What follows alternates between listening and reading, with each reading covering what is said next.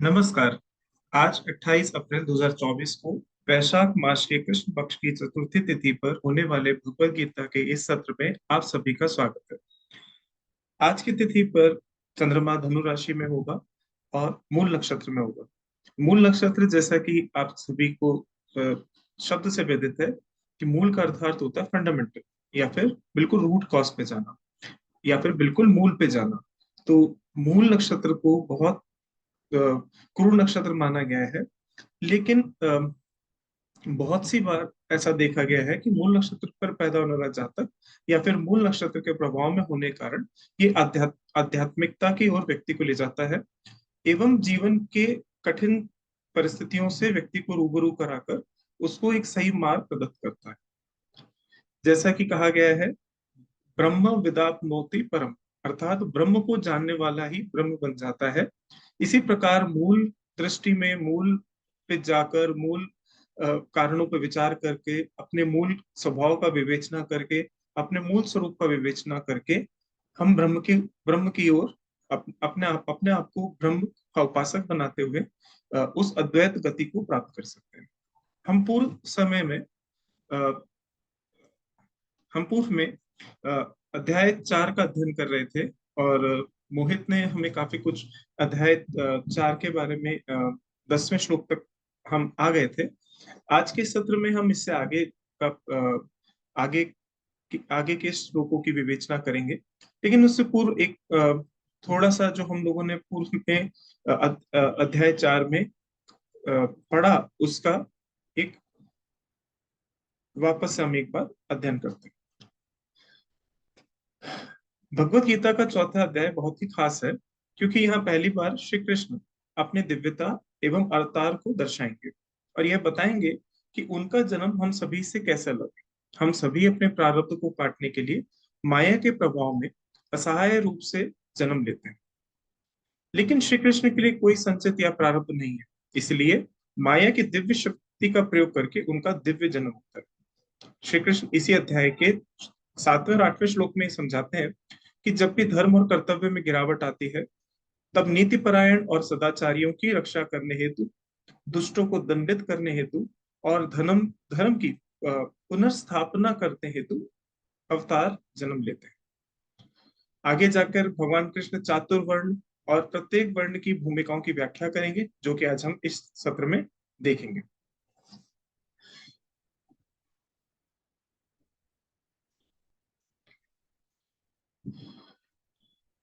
आइए सबसे प्रथम भगवान कृष्ण के चरणों में वंदना करते हुए आज कुछ पहले से लेकर 10वें अध्याय को, जिसको मोहित ने पिछले सत्र में हमें सबको बताया था, उसके उसके बारे में अच्छी सी विवेचना की थी, उसका सार को अपने मन में समाते हुए आगे बढ़ने का प्रयास करते हैं। सर्वप्रथम भगवान कृष्ण के चरणों में वंदना। करारी विंदेन पदार विंदम मुखार विंदे विनेशया विनेश विनिशेयंतम वटस्य पत्रस्य पुटे शयानम बालम मुकुंदम मनसा स्मरामि। अभी तक हम लोगों ने ये देखा था कि अर्जुन किस तरीके से कौरव सेना का निरीक्षण करने के बाद ये महसूस करते हैं कि इस युद्ध के अंदर हमें अपने ही प्रियजनों को, अर्थात भीष्म को, द्रोणाचार्य को, अपने बंधु और बांधवों को मारना पड़ेगा।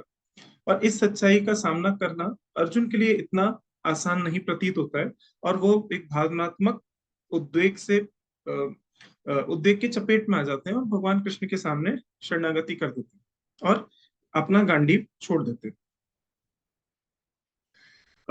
इस भावनात्मक अस्थिरता के से बाहर निकलने के लिए भगवान कृष्ण ने उनको तीसरे अध्याय के अंदर सांख्य योग का और अपने सही स्वरूप का स्थित प्रज्ञता, इन कठिन विषयों पर काफी अच्छी उनको समझ देने का प्रयास करते हैं।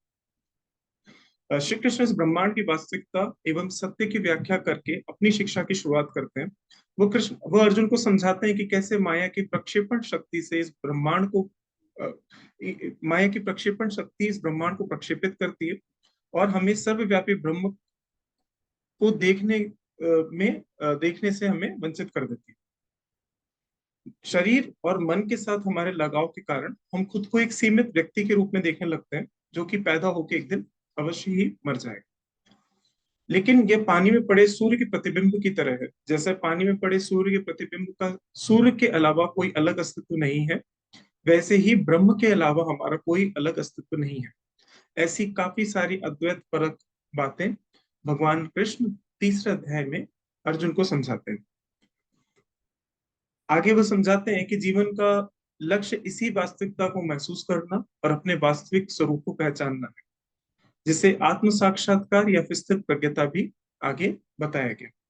इस लक्ष्य की ओर हमारी यात्रा को करने से पूर्व मन को शुद्ध करना पड़ता है, और मन को शुद्ध करने का एक सबसे आसान तरीका भगवान ने बताया, वो था निष्काम कर्म। मन की शुद्धि स्वयं की इच्छाओं को अलग करके प्राप्त की जा सकती है, क्योंकि इच्छाएं हमारे मन और शरीर से बंधती हैं।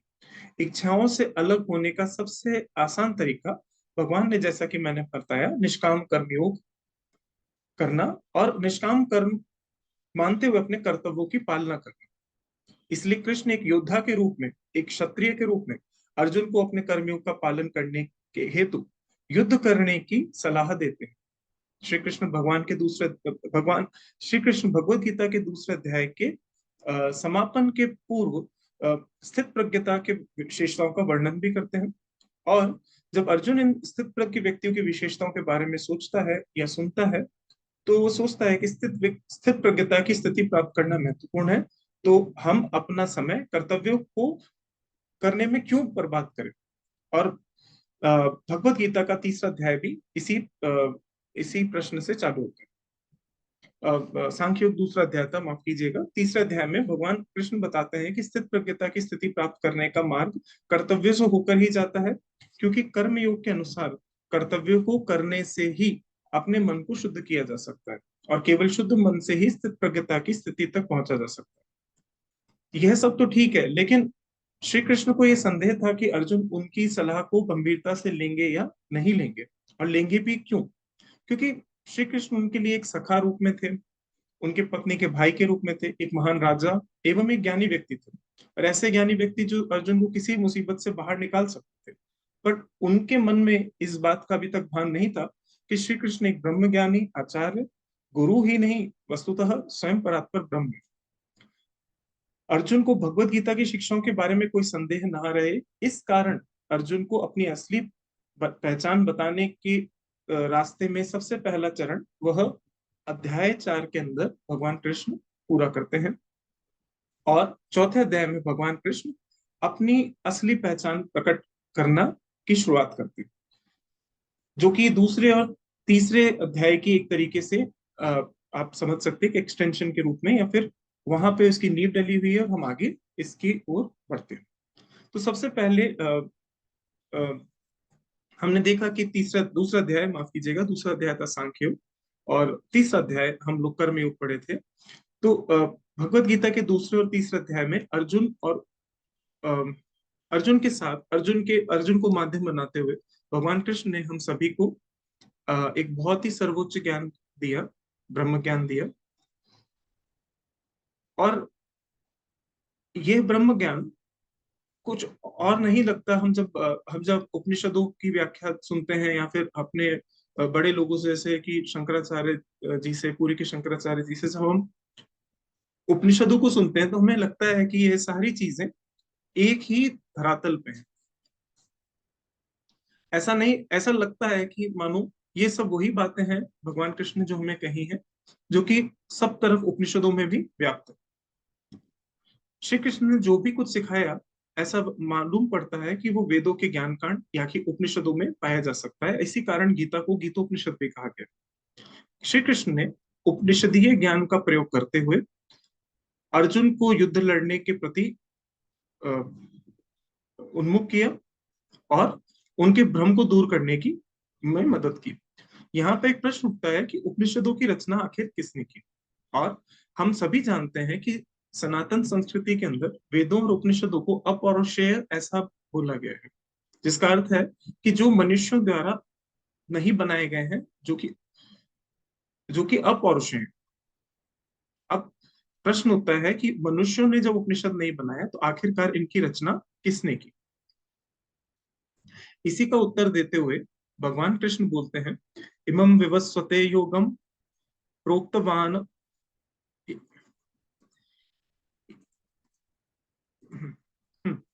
सो भगवान कृष्ण, जैसा कि मैंने अभी आपको बताया कि उपनिषदों की रचना किसने की, इस ब्रह्म ज्ञान की रचना किसने की, और जैसे कि सनातन संस्कृति में कहा गया कि वेद और उपनिषद जो हैं वो अपौरुषेय हैं।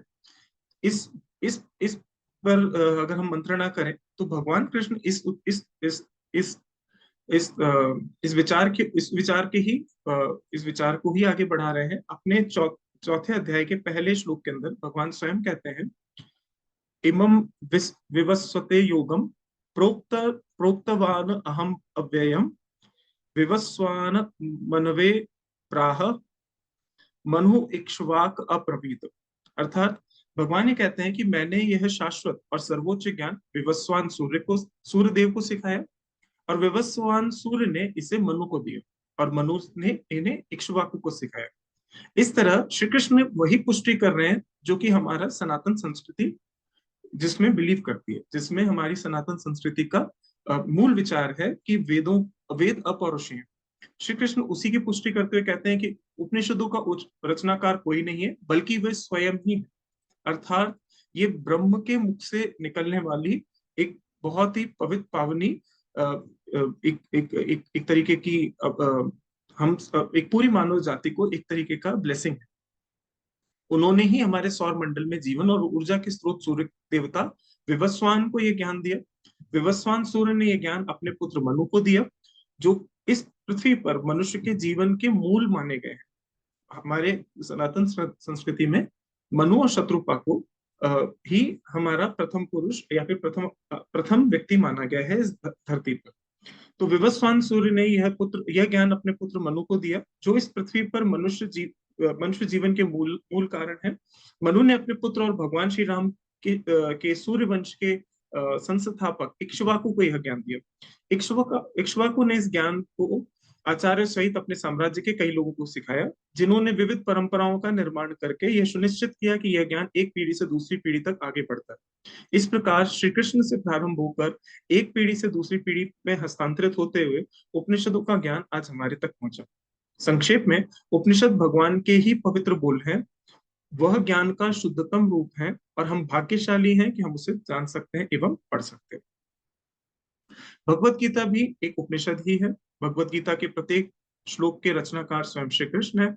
इन श्लोकों का एक एक शब्द पूजनीय एवं प्राचीन।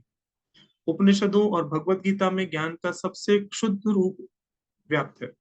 हमें इसे सीखना चाहिए, इसका अपनी आध्यात्मिक प्रगति के लिए उपयोग करना चाहिए और अगली पीढ़ी तक पहुंचाने का हर संभव प्रयास करना चाहिए। आपने अभी थोड़ी देर पहले सुना कि विवस्वान सूर्य और मनु, इसके बारे में भी मोहित ने अपने पूर्व में समझाया था हमें कि किस तरीके से इस मनवंतर क्या होता है और काल की गणना किस तरीके से हमारे उसमें वैदिक रीति में बोली जाती है। वेदांत में या फिर हिंदू धर्म ये स्वीकृति करता है कि ब्रह्मांड की निर्मिति और एवं विनाश एक चक्रीय घटना है और ये अनंत काल से होती आ रही है और अनंत बार हम ये पृथ्वी नष्ट हुई है और वापस से निर्माण हुआ। ब्रह्मांड की इस चक्रीय निर्मिति एवं विनाश के साथ जीव का रूप भी चक्रीय रूप में निर्माण, विनाश और पुनर्निर्माण में ही रहता है। निर्माण और विनाश के इन चक्रों के दौरान जब भी मनुष्य जीवन विकसित होता है तो वह ज्ञान सूर्य के मार्ग से मनु तक और फिर बाकी सब तक पहुंचता है। ज्ञान के इस मार्ग में सूर्य और मनु केवल भूमिकाएं हैं। निर्माण विनाश के अलग अलग पुनरावृत्तियों में अलग अलग व्यक्ति वही भूमिका निभाते हैं। उदाहरण के रूप में इस वर्तमान चक्र में सूर्यदेव विवस्वान है और जबकि मनु जो है वो वैवस्वत। तो अगर आपने सुना होगा पूर्व में वैवस्वत मनवंतर करके मोहित ने इसी चीज को काल की गणना में हमको बताया था कि जो वर्तमान में जो मनवंतर हम चल रहा है वो वैवस्वत मनवंतर। अब हम एक उदाहरण से मैं आपको आगे के श्लोक को समझाने का प्रयास करता हूँ। हमारे पास दो तरह की पुस्तकें मिल जाएंगी घर के अंदर अगर हम कर्मकांड करते हैं तो भगवत गीता, उपनिषद बहुत से घरों में होंगे, बहुत से घर में नहीं होंगे, तो सनातनीय होने के नाते हम सभी के घर में भगवत गीता जरूर मिलती है। और व्रतों की पुस्तकें भी काफी मिलती हैं, जहाँ पे व्रतों को कैसे करना है, इच्छाओं की प्राप्ति के लिए व्रतों को कैसे करना है और धन और समृद्धि कैसे प्राप्त करनी, इनकी पुस्तकें भी हमारे घर पे अवश्य।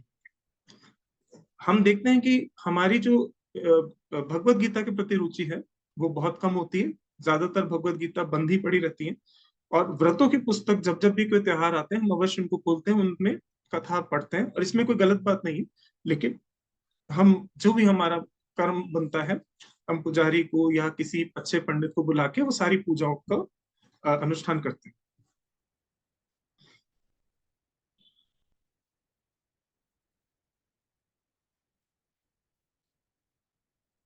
यहाँ पर बात आलोचना की नहीं है, लेकिन ये हम सभी करते हैं।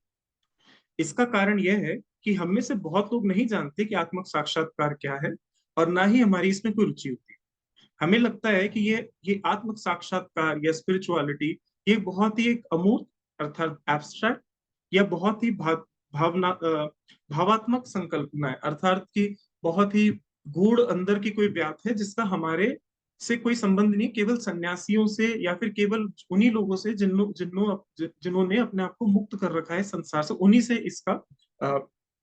से इसका सरोकार है। हमें पता ही नहीं कि हमारे वास्तविक जीवन में इसका उपयोग है भी या नहीं। इसके विपरीत हमारे जीवन में जो जरूरतें हैं, जैसे कि मानो कोई मांगलिक है तो उसका मांगलिक का अनुष्ठान, कोई व्यक्ति जिसकी शादी नहीं हो रही तो शादी का अनुष्ठान, किसी घर के अंदर कोई बीमारी हारी हो गई है तो उसका अनुष्ठान, इन सब मैं इसका विरोध नहीं कर रहा, पर मैं समझाने का प्रयास कर रहा हूँ कि जीवन की जो ये समस्याएं जो कि आनी ही है, सभी का जीवन एक एक स्तर पे तो नहीं रहता, कहीं उतार कहीं चढ़ाव सब बना रहता है। तो ये व्रत और अनुष्ठान करने से जीवन में इन सारी समस्याओं को हल करने में मदद मिलती है। और इसी कारण हम स्वाभाविक रूप से व्रत और अनुष्ठान की तरफ और इस तरह के हवन या फिर इस तरह की प्रक्रियाओं में ज्यादा उन्मुख होते हैं, बजाय इसके कि हम अपने ही वास्तविक स्वरूप को समझें। क्योंकि वास्तविक स्वरूप को समझने की जरूरत ही क्या है? हमारा जब जीवन इन छोटी मोटी समस्याओं को सॉल्व करके ही चल रहा है, तो फिर हम क्यों सोचे उस तरफ? इस वजह से हम भगवत गीता जैसी महान ग्रंथ को, जो भगवान श्री कृष्ण ने स्वयं अपने मुख से सभी लोगों को सुनाया, अर्जुन के माध्यम से हम सभी मतलब एक तरीके से बेनिफिशियरी है इस ज्ञान के। हम क्यों ज्ञान लें इस तरीके का? हमारे सभी के मन में इस तरीके का विचार भी होता है, और इस तरीके की वस्तु तो हम चीजें भी देखते हैं घर के अंदर भगवत गीता जैसा ग्रंथ होने के बावजूद भी वो वैसा का वैसा ही पढ़ा रहता है। और इसके अलावा भी हमारा समाज इस तरीके की स्पिरिचुअल ज्ञान को या इस तरह के आध्यात्मिक ज्ञान को, जहां पर वास्तविक खोज, वास्तविक स्वरूप, आत्मा का स्वरूप क्या है, हम जीवन में क्यों आए हैं, किस लिए आए हैं, सही वास्तविक रूप में शांति क्या है, सही वास्तविक रूप में सुख क्या है, इसके प्रति हम आकृष्ट होते ही नहीं है। क्योंकि हमारा जो समाज है वो भौतिक संपत्ति, मटेरियलिज्म के आधार पर हमारी सफलता को मापता है। वह हमारे घर के आकार, हमारी कार, हमारी कॉर्पोरेट पोजीशन, हमारी प्रोफेशनल कमिटमेंट्स, प्रोफेशनल पोजीशन, इन नाम और प्रसिद्धि के आधार पे सफलता या असफलता को मापता है। इसीलिए इन सबको पाने हेतु जो भी वैदिक क्रिया, और क्योंकि कर्म है, कर्म करेंगे तो कुछ ना कुछ उसकी हमें मिलेगी, मतलब उसका कोई ना कोई हमें फल तो मिलेगा। तो उसका कोई वो नहीं है कि वो चीज सही नहीं है। मानो किसी को संतानोत्पत्ति नहीं हो रही, तो उसका व्रत करना या उसका अनुष्ठान करना, इसमें कोई गलत बात नहीं है। ये सही है, क्योंकि भगवान ने ही हमें एक रास्ता वैदिक रास्ते से बताया। लेकिन हम, और ऐसा नहीं कि हमारे पूर्वज ये नहीं करते थे, पूर्वज भी कर्मकांड करते थे, भौतिक जरूरतों को पूरा करने के लिए अनुष्ठान और यज्ञ भी करते थे।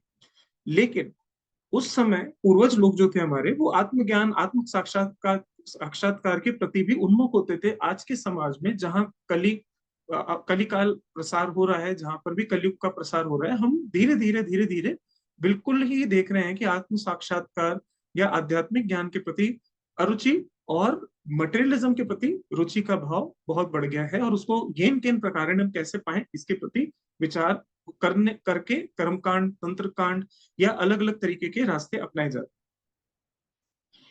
हैं। कर्म कांड का प्रयोग उपयोग करके हम अपने कर्तव्यों और दायित्वों को पूरा करने के लिए भौतिक चीजों को प्राप्त कर तो सकते हैं, लेकिन हम आध्यात्मिक पथ पे आगे नहीं बढ़ सकते। उसके लिए हमें ज्ञान की ही आवश्यकता होगी। लेकिन जब भौतिक लाभ और आध्यात्मिकता एक साथ उपलब्ध होती है और उसके बीच में प्राथमिकता तय करनी होती है, तो हमारा मन स्वाभाविक रूप से हमारा मन स्वाभाविक रूप से भौतिक लाभ की ओर खिंच जाता है। इसी कारण हमें लगता है कि हम बाद में आध्यात्मिकता के ऊपर ध्यान दे सकते हैं, और वो समय कभी भविष्य में आएगा। उससे पहले हम अपनी भौतिक जरूरतों को पूरा कर लें। लेकिन हम ये बात समझने में बिल्कुल भी विफल हो जाते हैं कि भौतिक जरूरतें कभी पूरी होती ही नहीं है, क्योंकि इच्छाओं का कभी दमन हो ही नहीं सकता। एक इच्छा पूरी होने पर दूसरी इच्छा उभर के अपने आप ही सामने चल आ जाती है। यही इच्छा का स्वरूप है। यही हम पूरे जीवन भर चलाते रहते हैं। इसीलिए राजा इक्ष्वाकु ने विभिन्न आचार्यों को और उनके तत्कालीन पीढ़ियों को ज्ञान देने के बाद पहली कुछ पीढ़ियों ने इसे सही तरीके से कर्तव्यों का पूरा करने हेतु कर्म कांड एवं ज्ञान कांड, जहां पे मैं कहने की कोशिश कर रहा हूँ कि कर्म कांड अर्थात जो अनुष्ठान, व्रत, ये सारी चीजें, और आध्यात्मिकता की ओर उन्मुख होने वाला ज्ञान कांड, इसका इस्तेमाल किया। लेकिन आगे आगे जैसे जैसे पीढ़ियां बीतती गई, धीरे धीरे धन, समृद्धि और शक्ति ने का प्रसार होने लगा, और इन्हीं को एक मापदंड बनाया जाने लगा व्यक्ति के अच्छी पोजीशन, अच्छा मतलब अच्छा होने का मापदंड यही था कि व्यक्ति कितना धनवान है, व्यक्ति कितना समृद्धिशाली और कितना शक्तिशाली। और धीरे धीरे इस तरीके का जो ज्ञान कांड है, जो कि उपनिषदों में व्याप्त है, जो कि भगवत गीता में व्याप्त है, धीरे धीरे करके ये सब कुछ हमारी आंखों से ओझल होता चला गया, और मात्र उन पाठ्य पुस्तकों में से एक रह गया जिनका अध्ययन करने के लिए कुछ विशेष लोग ही पात्र रह पाए। और इसीलिए श्री कृष्ण कहते हैं, एवं परंपरा प्राप्तिम इमं राजर्षयो विदुः सकाले नेह महता योगो नष्टः परंतप। अर्थात हे शत्रुओं के दमन करता, इस प्रकार राजर्षियों ने सतत गुरु परंपरा पद्धति द्वारा ज्ञान योग की विधा प्राप्त तो की, किंतु अनंत युगों के साथ यह विज्ञान संसार से धीरे धीरे लुप्त हो गए। हे अर्जुन, इस आध्यात्मिक ज्ञान को प्राप्त करने वाले पवित्र राजाओं ने इस ज्ञान को परंपरा के रूप में तो आगे बढ़ाने की कोशिश की, लेकिन समय के साथ यह ज्ञान खो गया। और आज हम लोग इंटरनेट के इस माध्यम में इस तरह के ज्ञान को अपने ही लोगों के अंदर वापस से इसको पुनर्जीवित करने का प्रयास कर रहे हैं। इस प्रयास में भगवान हमारे हमारे को शक्ति दे, ऐसा मेरी मन की कामना। आगे पहले दो श्लोकों की हमने चर्चा की। भगवान गीता का यह प्राचीन वैदिक ज्ञान सबसे पहले भगवान कृष्ण ने जैसे बताया कि सूर्यदेव विवस्वान को दिया, विवस्वत मनु ने और राजा इक्ष्वाकु की मदद से मनुष्यों के को प्रकट किया गया। श्री कृष्ण जानते थे कि कोई भी खाली पेट अध्यात्म मार्ग पर अपने ध्यान को केंद्रित नहीं कर सकता। इसीलिए वैदिक ज्ञान में आध्यात्मिक ज्ञान के अलावा आवश्यक वस्तुओं को अर्जित करने और कर्तव्यों दायित्वों को पूरा करने का सांसारिक ज्ञान भी शामिल है। सांसारिकता और आध्यात्मिक ज्ञान का यह संयोजन चार पुरुषार्थों में निहित दिखता है, जिसे हमें इस जीवन में हासिल करना, या जिसके आधार पर हमें इस जीवन को आगे बढ़ाना चाहिए। पहले तीन पुरुषार्थ धर्म अर्थ काम हमें कर्तव्यों दायित्वों को पूरा करने के लिए आवश्यक चीजों को प्राप्त करने हेतु हमारी सहायता करते हैं। नीति परायणता अर्थात धर्म को अपना मार्गदर्शक बनाकर हमें धर्म अर्थात अर्थ को प्राप्त करना चाहिए और सांसारिक इच्छाओं और कामना की पूर्ति करने का प्रयास करना चाहिए। एक बार जब हम सांसारिक दायित्वों को कुछ हद तक पूरा कर लें, तो हमें धीरे धीरे मोक्ष की ओर अपने आप को बढ़ाना चाहिए और इसको अपने जीवन की प्राथमिकता समझना चाहिए। पुरुषार्थ के साथ सांसारिक और आध्यात्मिक ज्ञान का यह संयोजन हमें आश्रम प्रणाली में साफ दिखाई पड़ता है, जो आज के युग में बिल्कुल नष्ट हो चुकी है। उस समय में चार आश्रम बताए गए, जिसमें ब्रह्मचर्य, जिसमें छात्र जीवन, बहुत आसान भाषा में समझा रहे हैं, जबकि ऐसा नहीं है, बस एक एक द्योतक के रूप में समझा रहा हूं कि ब्रह्मचर्य जो कि छात्र जीवन, गृहस्थ जीवन, फिर वानप्रस्थ जीवन जहाँ पे वन की तरफ अनुगमन करते हुए धीरे धीरे संन्यास के लिए अपने आप को तैयार करना, और एक संन्यास आश्रम। इस संयोजन का इस यही एक संयोजन था, और इसी संयोजन के अंतर्गत कोई भी व्यक्ति जो गृहस्थ जो कि बिल्कुल ही बचपन से बिल्कुल संन्यास मार्ग के उन्मुख नहीं है, वो इस तरीके से धीरे धीरे संन्यास की स्थिति में आ सकता है। हर किसी की स्थिति अलग हो सकती है, लेकिन आश्रम प्रणाली के अनुसार हम अपने जीवन को चार भाग में बांट सकते थे। बचपन और ब्रह्मचर्य समय वो था जब हम अपने जीवन आवश्यक ज्ञान को लेते थे। स्किल डेवलपमेंट जो आज इतना शोर मच रहा है, कौशल को उस जमाने में इस तरीके से पाया जाता था, जो कि जो जो जिस वर्ण का है उसको उस तरीके की ट्रेनिंग दी जाती थी। जैसे कि अगर क्षत्रिय है तो क्षत्रिय किस तरीके से देश की रक्षा करेगा या अपने प्रांत की रक्षा करेगा, ब्राह्मण पुत्र है तो किस तरीके से ब्रह्म ज्ञान की प्राप्ति करेगा और किस तरीके से वेदों और उपनिषदों का ज्ञान करेगा। इस तरीके से ये कौशल का विकास होता था। और वैश्य और शूद्र जिस तरीके से सेवा के प्रकल्प चला के, या फिर किस तरीके से धर्म आधारित सेवा का प्रकल्प चला के उनसे धर्म आधारित ही लाभ लेके इस समाज को एक अच्छे से ढांचे में रख सकते थे। इस तरीके की एक संरचना हुआ करती थी। इसके बाद व्यक्ति गृहस्थ आश्रम में आता था, जहाँ विवाह होता था, परिवार शुरू होता था, घरेलू जीवन का वो वास्तविक रूप में आनंद लेता था, और वे समाज का सदस्य बनकर समाज को आगे बढ़ाने में योगदान नहीं देता था, अपितु तीन और आश्रमों का ध्यान रखता था। जब वो गृहस्थ के अंदर होता था तो वो ब्रह्मचर्य अर्थात अपने बच्चों का ब्रह्मचर्य अक्षुण्ण रहे इसका ध्यान रखता था। अपने माता पिता जो कि अब वन की तरफ गमन कर रहे हैं, अपने आप को संन्यास की ओर उन्मुख कर रहे हैं, उनका ध्यान रखता था। और जो उनके दादा या फिर नाना या फिर जो भी उनके और भी पूर्वज हैं, उनका किस तरीके से संन्यास कल्याणकारी हो सके, इसका भी ध्यान रखता था। धीरे धीरे जब बच्चे बड़े होते थे, स्वतंत्र होते थे, एक समय आता था कि परिवार और समाज के कर्तव्य धीरे धीरे कम होने लगते थे। इसमें हम धीरे धीरे वानप्रस्थ में प्रवेश करते थे और अपनी भौतिक आकांक्षाओं को कम करने का प्रयास करते थे और अध्यात्म की ओर ध्यान देने के प्रति उन्मुख होते थे, और धीरे धीरे अपने आप को मोक्ष की ओर ले जाना ही हमारी प्राथमिकता बने, इस तरीके से हम संन्यास की ओर उन्मुख होते थे। भले ही पुरुषार्थ और आश्रम प्रणाली जैसी अवधारणाएं हमारी परंपराएं थी, लेकिन आज देखा जा रहा है कि ये वास्तव में बहुत कम लोग इसकी पालना करते हैं। इसके बजाय लोग वानप्रस्थ और संन्यास वाली उम्र में भी, या फिर वानप्रस्थ और संन्यास जैसी आयु के अंदर भी सिवाय भौतिक सुखों के अलावा किसी की ओर नहीं भागते। और इसीलिए इस ज्ञान को समझने और उसका उपयोग करने में हमारी मदद करने के लिए श्री कृष्ण ने इस पवित्र ज्ञान को हमारे सामने प्रकट किया। चौथे अध्याय में सौभाग्य से हमारे लिए अर्जुन वहां है जो कृष्ण के मित्र ही नहीं बल्कि जैसा दूसरे अध्याय में हमने देखा श्री कृष्ण को जैसे कि अर्जुन ने गुरु माना, ऐसे ही श्री कृष्ण हमारे भी एक विश्व गुरु या फिर गुरु की स्थिति में हमें आगे समझाने का प्रयास कर रहे हैं और कहते हैं कि स एवायं मया तेऽद्य योगः प्रोक्तः पुरातनः भक्तोऽसि मे सखा चेति रहस्यम ह्येतद्दुत मम। अर्थात उसी प्राचीन गुण योग्य गान को आज मैं तुम्हारे सम्मुख प्रकट कर रहा हूं क्योंकि तुम मेरे मित्र एवं भक्त हो, इसलिए तुम इस दिव्य ज्ञान को समझ सकते हो। इसी प्रकार हम भी भगवान से उनके श्री चरणों में वंदना करते हैं कि भगवान आने वाला जो श्लोक हो, आने वाला जो ज्ञान आपकी तरफ से प्रसार हो, उसको हम अच्छे से ग्रहण कर पाए।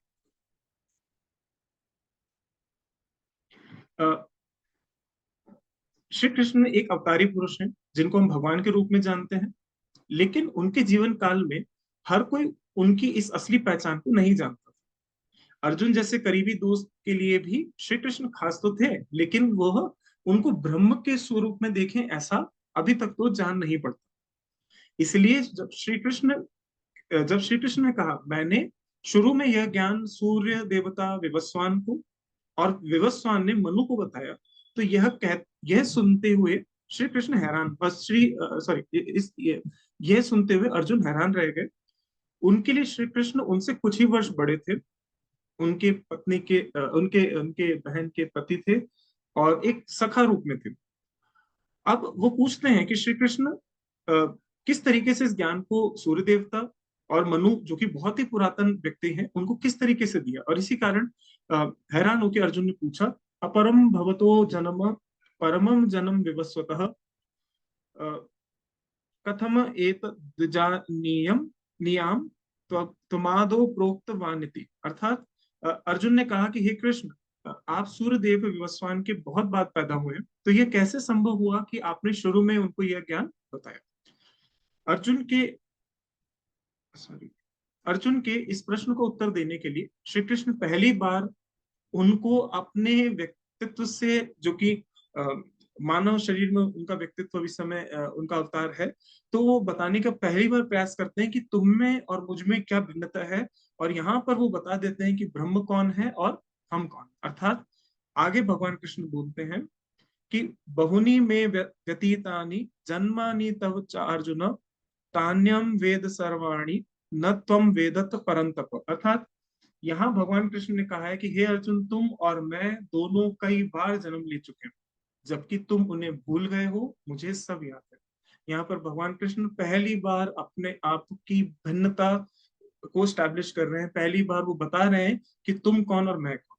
यह श्लोक श्री कृष्ण जैसे अवतारों को हम जैसे तुच्छ तुच्छ और सामान्य लोगों से अलग करके दिखा रहा है। हम में से बहुत लोगों को अपने पिछले जन्मों को जानने की इच्छा रहती है, लेकिन अगर हम बारीकी से देखें तो हमें पता चलता है कि पिछले जन्मों को भूल जाना ही एक अच्छी बात है। एक कहावत भी है, हम अक्सर बोला करते हैं कि वक्त हर जख्म को भर देता है। जख्म इसलिए भर देता है क्योंकि हम धीरे धीरे पिछली घटनाओं को भूलने लगते हैं। पिछले जन्म को छोड़िए, इसी जन्म में जो हमारे साथ कटु घटनाएं हुई या कटु जो हमारे साथ संयोग हुए, उनको भूल जाना या उनकी तरफ ध्यान न देना ही एकमात्र आसान रास्ता लगता है। तो पिछले जन्मों को याद करके तो हम और पागल हो जाएंगे। इसी कारण भगवान ने हमें पिछले जन्म ना याद रहे, इस वजह से ही उनको भूल जाने, उनकी स्मृति हमारे मन में नहीं संजोई या नहीं रखा। लेकिन अवतारों के साथ ऐसा नहीं, वे भावनात्मक रूप से कमजोर नहीं होते हैं, वो स्वयं ब्रह्म होते हैं। वो ब्रह्म के एक तरीके से मतलब मैनिफेस्टेशन है मानव शरीर में, जैसे हम देखते हैं कि भगवान कृष्ण और राम, और आने वाले समय में कल की अवतार देखेंगे, तो वह कोई कमजोर व्यक्ति नहीं, वो अपूर्ण नहीं है, वो सब जानते हैं, वो सर्वव्याप्त है, उनको हर चीज समझ में आती है। वो ना केवल अपने पिछले जन्मों को याद रखते हैं, बल्कि आ, ना केवल वो अपने पिछले सभी जन्मों को याद रखते हैं, बल्कि वे सभी पिछले जन्मों को भी याद रखते हैं। अर्थात मतलब उन जन्मों में क्या क्या हुआ वो सब उनको याद रखते हैं, हमारे भी याद रखते हैं और स्वयं के पिछले जन्मों को भी याद रखते हैं। और ब्रह्मांड की हुई हर सूक्ष्म घटनाएं उनसे छुपी नहीं होती। अगर अवतार ऐसा करते हैं और आत्म साक्षात्कार को प्राप्त करने के बाद क्या हम भी इसी तरीके की पिछले जन्मों को याद कर पाएंगे? इसका कारण है बिल्कुल कर पाएंगे। हम चाहें तो पूर्व जन्मों की सारी स्मृतियों तक पहुंच सकते हैं, हमारी सारी यादें हमें उपलब्ध हो सकती हैं, लेकिन पिछले जन्मों को जानने का फायदा क्या होगा? आत्म साक्षात्कार या स्थित प्रज्ञ होने का एकमात्र उद्देश्य है शरीर और मन से अलग अपने वास्तविक पहचान को खोजना। इस खोज में पिछले जन्मों में कोई भी रुचि केवल एक विकर्षण होगी और आध्यात्मिक मार्ग की प्रगति में केवल बाधाएं पैदा करेगी। इसलिए आत्म साक्षात्कार के मार्ग पर चलने वाले अधिकांश लोग पिछले जन्मों में रुचि नहीं दिखाते, लेकिन अवतारों के लिए अलग है। वे आध्यात्मिक साधकों की मदद करने के लिए और गलत कार्य करने वालों को दंडित करने के लिए सब चीजें याद रखते हैं। और अब यहाँ पर एक प्रश्न उठता है कि साधारण लोग और अवतारी लोग, ये दो व्यक्ति, ऐसे दो तरह के लोग कैसे हो सकते हैं? यह तो अद्वैत की शिक्षा के विपरीत हो गया। अर्थात हम स्वयं कहते हैं कि हम ही ब्रह्म हैं, और इस तरीके की जब बातें करते हैं तो इस तरीके की बात कहा किस तरीके से हम लोग इसको समझे?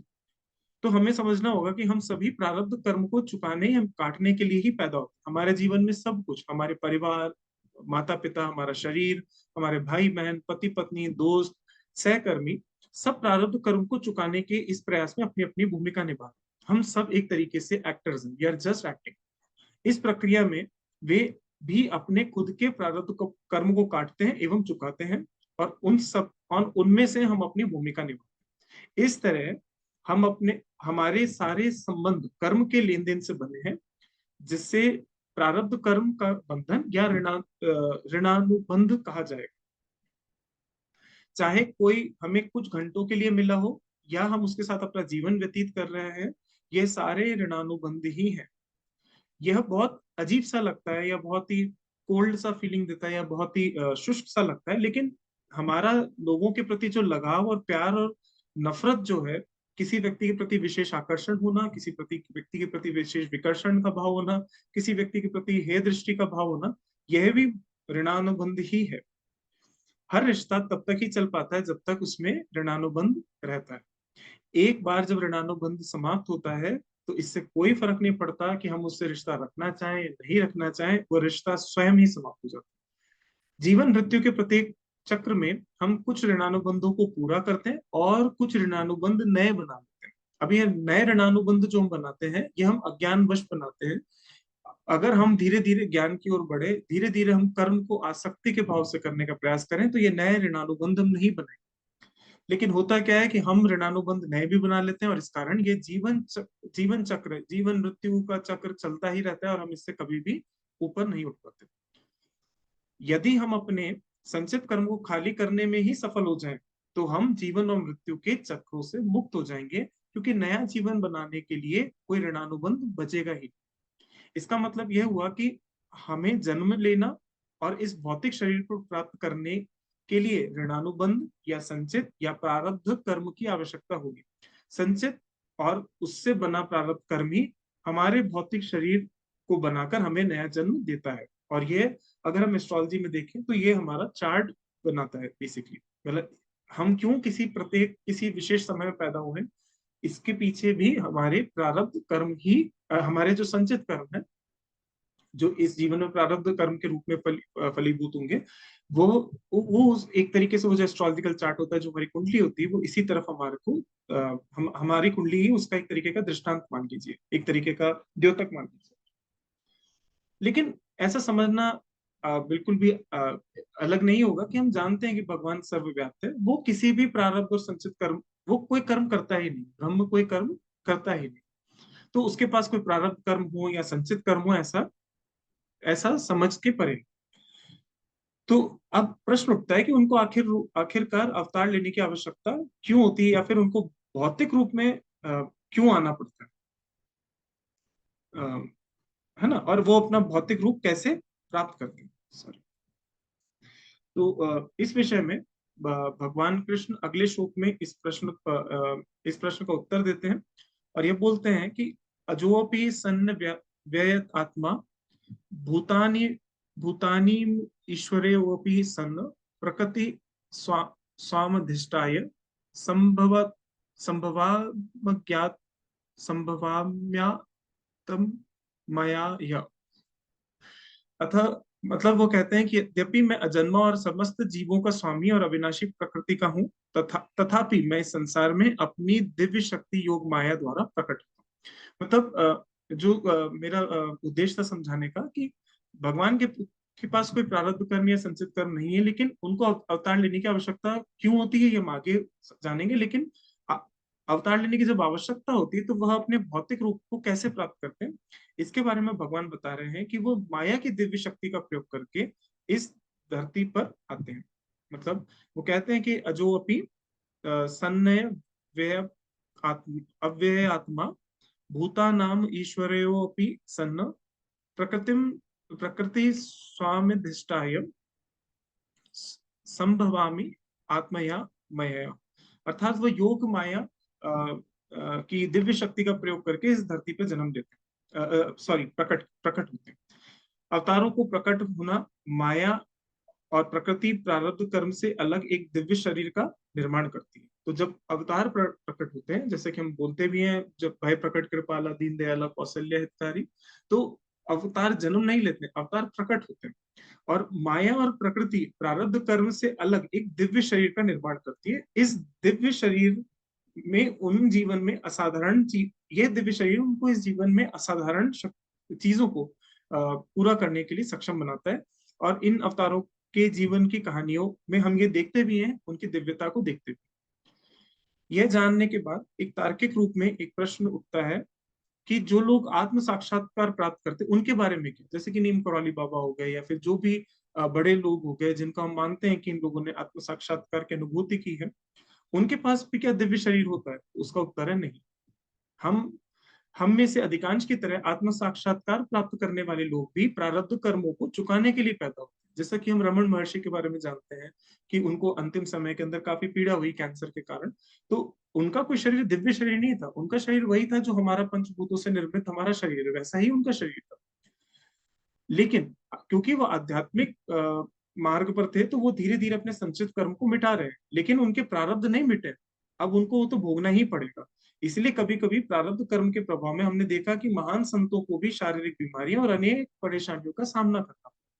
लेकिन जब एक बार वो ज्ञान प्राप्त कर लेते हैं, आत्मज्ञान प्राप्त कर लेते हैं, तब वे शरीर के साथ तादात्म्य से परे हो जाते हैं।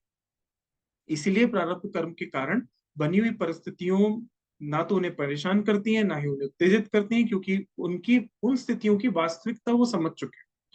शरीर में रहते हुए वे खुद को हर चीज में और हर चीज में खुद को देखते हैं।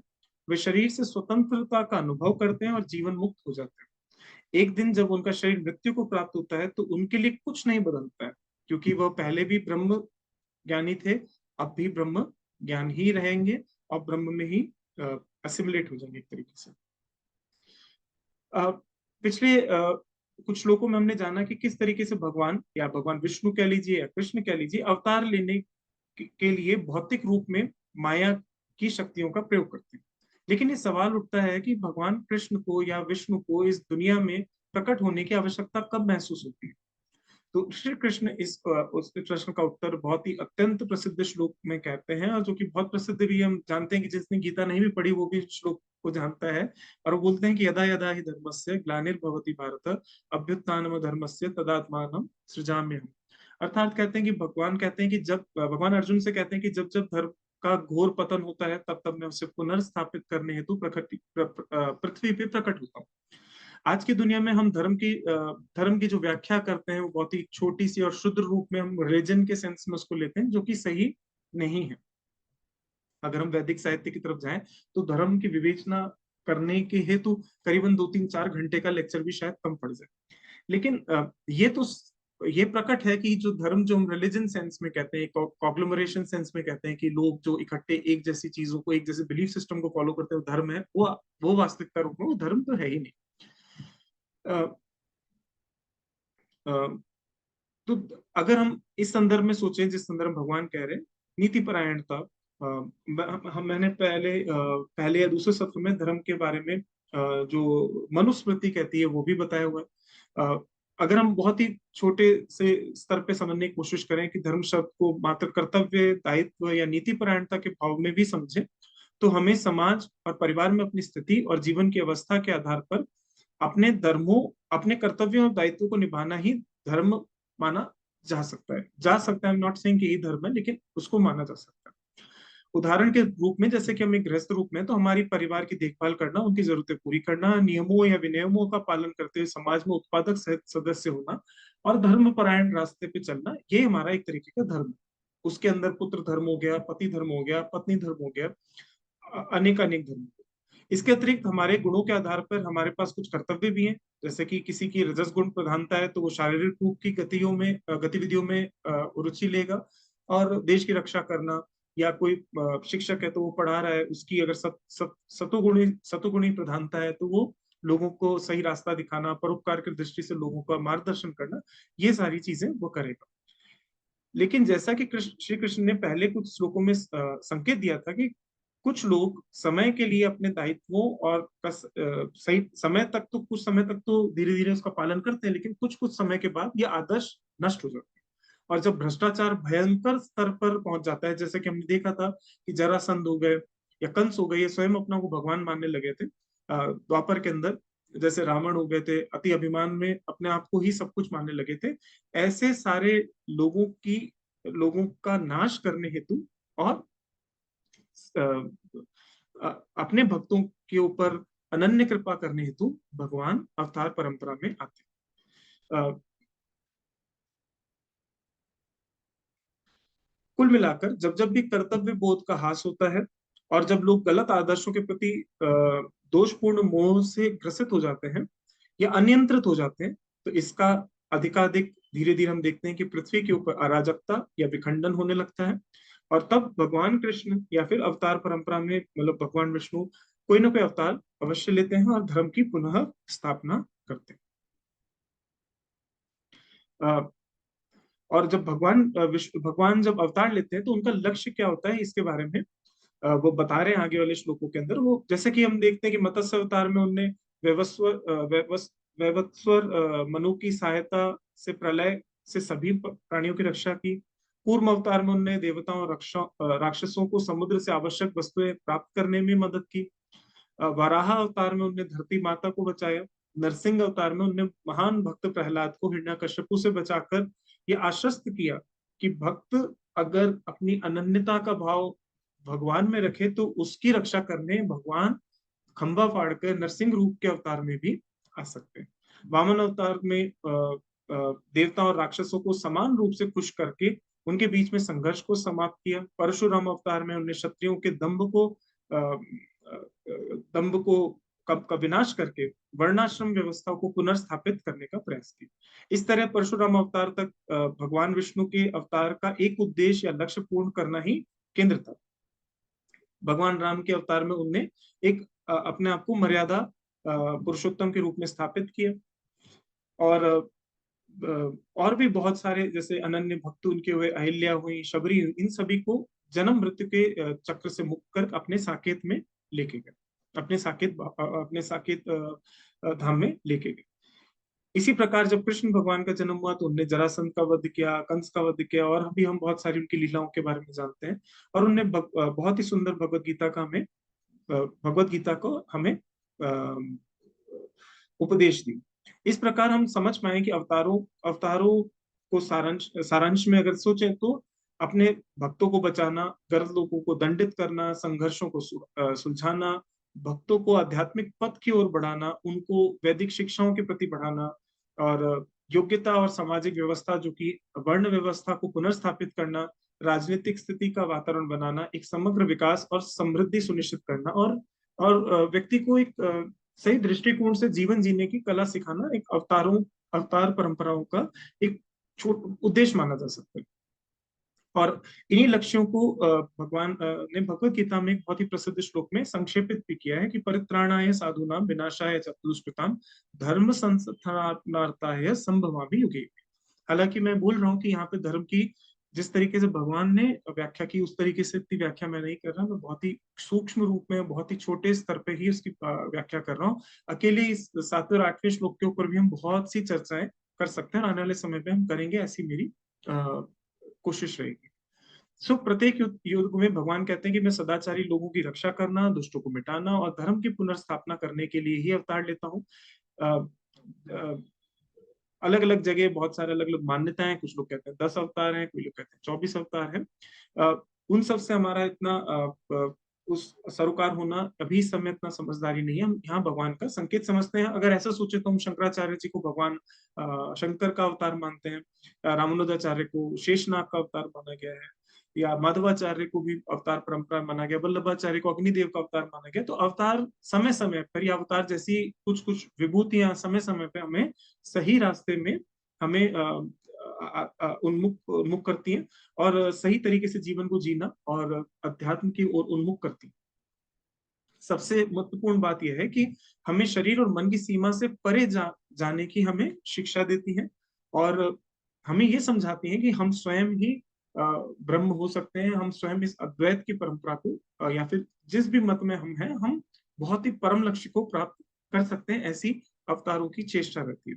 इसलिए हमें भी अपने आप को ब्रह्म का उपासक मानते हुए, हमें अपने आप को ब्रह्म ही मानते हुए इस वैदिक ज्ञान को संरक्षित करने और प्रचारित करने में हमारी अपनी भूमिका जो भी है, छोटी ही सही, वो निभानी चाहिए। हमारे संचित कर्म के कारण बिना किसी विराम के हम पुनर्जन्म के बाद पुनर्जन्म लेते हैं और संसार के इस चक्र में बंधे रहने के लिए मजबूर होते हैं। इस मजबूरी को अधिक अधिक बदतर बनाते हुए हम जीवन के प्रत्येक चक्र में नए कर्म के बंधन बना देते हैं, जिससे ये सुनिश्चित हो जाता है कि इस संचित का संचय कभी खाली नहीं होगा और हम इस संसार में सदा ही फंसे रहेंगे। लेकिन भगवान विष्णु के लिए ऐसा नहीं। उनको कोई संचित कर्म है ही नहीं, इसलिए वह माया की शक्तियों का प्रयोग करके कर्म प्रभाव से स्वतंत्र होकर एक दिव्य शरीर बनकर उत्पन्न होते हैं। लेकिन जन्म के बाद अवतारी शरीर भी हम सभी की तरह सांसारिक प्रभाव में सांसारिकताएं निभाते हैं, लेकिन उनके कार्यों को वो निस्वार्थ भाव से करते हैं, बिना किसी अपेक्षा के भाव से करते हैं, समाज के भाव के लिए करते हैं और परोपकार के भाव के लिए करते हैं, या फिर अपने भक्त के प्रति वात्सल्य के भाव से करते हैं। इस कारण उनके कार्यों से कोई संचित कर्म उत्पन्न नहीं होता। जो कोई भी इन दो बातों को समझता है, अर्थात अवतार कैसे शरीर धारण करते हैं और कैसे अपना काम करते हैं, वह भी आत्म साक्षात्कार के मूल को समझ सकता है। देखा जाए तो ना हमारे पास दैवी शक्तियां हैं, ना हमारे जीवन में उपस्थित लोगों या स्थितियों पर हमारा कोई नियंत्रण, परंतु हम उन लोगों और स्थितियों के साथ क्या करते हैं, इस पर हमारा पूर्ण नियंत्रण है। अवतारों के उदाहरण का अनुसरण करते हुए यदि हम अपनी सभी गतिविधियों को निस्वार्थ भाव से, बिना किसी अपेक्षा भाव से कर्तव्य समझकर करते रहें, तो हम इस जीवन में कोई नया कर्म नहीं बनाएंगे, जिससे धीरे धीरे हमारा संचित समाप्त हो जाएगा। इसके अतिरिक्त अवतार के जन्म और गतिविधियों की सच्चाई को जानकर हम ईर्ष्या, अहंकार, स्वार्थ और खुद को सही और दूसरों को गलत साबित करने की इच्छा जैसी तुच्छ इच्छाओं को व्यर्थता समझने लगेंगे और आसानी से इन सब से छुटकारा पा सकेंगे। उसके परिणाम स्वरूप हमारी ईश्वर भक्ति का भी पूर्ण रूप से कायापलट हो जाएगा। पहले हमारी प्रार्थना में हम ईश्वर को मुख्य रूप से जीवन की छोटी मोटी समस्याओं से के ऊपर ध्यान केंद्रित करेंगे और धीरे धीरे, अगर हम धीरे धीरे जब हम समझने लगेंगे कि अगर हम अपेक्षा भाव में हम भगवान को याद करते रहे, तो एक तरीके का हम वहां भी बंधन बांध रहे। अगर हम धीरे धीरे ये बात समझ पाए, तो धीरे धीरे हम चीजों को मांगने के बजाय ईश्वर के प्रति प्यार एवं समर्पण का भाव, जो कि मीरा में था, उस तरीके से उनके ऊपर ध्यान केंद्रित कर सकेंगे और आगे बढ़ सकेंगे। मैं ये नहीं कह रहा कि ईश्वर से कोई मदद मांगना नाजायज है। आखिरकार हम सभी ईश्वर के अंश हैं, तो हम सभी एक तरीके से बच्चे हैं और वो हमारी माँ है।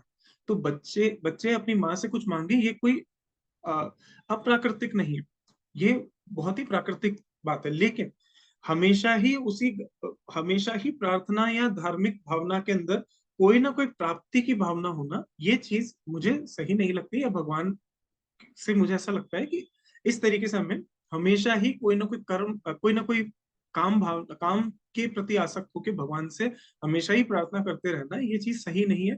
बजाय इसके हम भगवान को अपना सखा बनाए, भगवान को हम किसी रूप में स्वीकार करें, भगवान, हम अपने सारे जीवन को ही भगवान की अर्चना समझें। इस तरीके से जब हम अपना जीवन जिएंगे, तो हम धीरे धीरे विरक्ति के भाव में अपने आप को प्रतिस्थापित कर सकेंगे।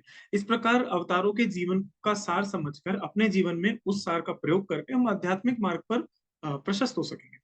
अपने शेष जीवन में उस सार का प्रयोग करके हम आत्म साक्षात्कार प्राप्त कर सकते हैं और संसार के चक्र से मुक्त हो सकते हैं। श्री कृष्ण अगले श्लोक में इस अर्थ को प्रस्तुत करते हैं और कहते हैं कि जन्म कर्म च जन्म कर्म च में दिव्यमेव यो वेत्ति तत्वतः त्यक्त्वा देहम पुनर्जन्म नैति मामेति सुअर्जुन। अर्थात हे अर्जुन, जो मेरे जन्म एवं कर्मों की दिव्य प्रकृति को जानते हैं वे शरीर छोड़ने पर संसार में पुनर्जन्म नहीं लेते अपितु मेरे नित्य धाम को प्राप्त हो जाते। हमें हमेशा डर लगा रहता है कि हमारे पास जो कुछ भी है हम उसको खो ना दें और जो हम चाहते हैं उसे ना पा सके। उससे भी बदतर हम ये दुखी रहते हैं कि हम जो नहीं चाहते वो हमें कहीं ना मिल जाए।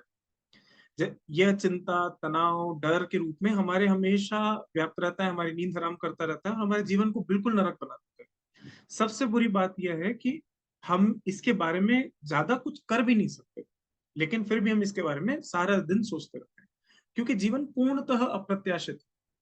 ना तो हमारे कार्यों के परिणामों पर हमारा कोई नियंत्रण है, ना ही हमारे जीवन की जिन परिस्थितियों का हमें सामना करना है उन पर हमारा कोई नियंत्रण है।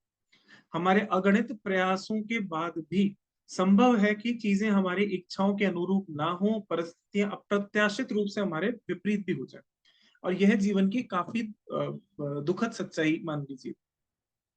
लेकिन अगर हम करीब से जान सकते हैं कि हमारे तनावपूर्ण जीवन का मूल स्रोत हमारी ही पसंद नापसंद, हमारी रुचि, हमारे अटैचमेंट्स, हमारी ही प्रणालियां हैं और हमारी ही अत्यंतिक अटैचमेंट, यू कह सकते हैं आसक्ति है, उन चीजों को खोना या ना पाने के विचार से ही हमारा मन बेचैन हो जाता है। हालांकि यदि हम अपने जीवन को पीछे मुड़कर देखें तो हमें कई ऐसे उदाहरण मिलते हैं जहां हम जो नहीं चाहते थे वही हमें मिला और जो हम चाहते थे वो हमें नहीं मिला, लेकिन कई वर्षों बाद वही का वही पुनरावृत्ति होती है और हम वो चीज समझने को राजी नहीं होते। इसका मतलब यह है कि पसंद नापसंद, आसक्ति का भाव जिस पर हमारी जीवन की नींदें हराम रहती हैं, ये अच्छी बात है ही नहीं।